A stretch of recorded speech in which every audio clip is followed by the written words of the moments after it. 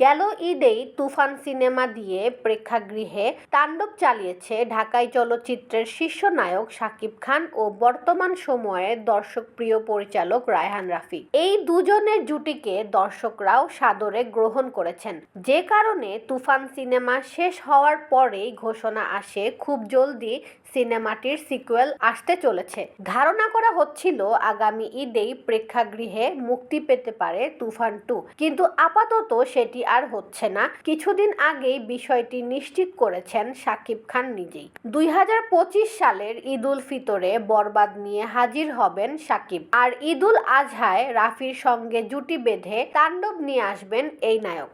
জানা গেছে, গত শনিবার বাংলাদেশ চলচ্চিত্র পরিচালক সমিতিতে নিবন্ধিত হয়েছে সিনেমাটির নাম। ছবিটি প্রযোজনা করছে আলফা আই এসভিএফ বাংলাদেশ। অ্যাকশনধর্মী সিনেমা হবে তাণ্ডব।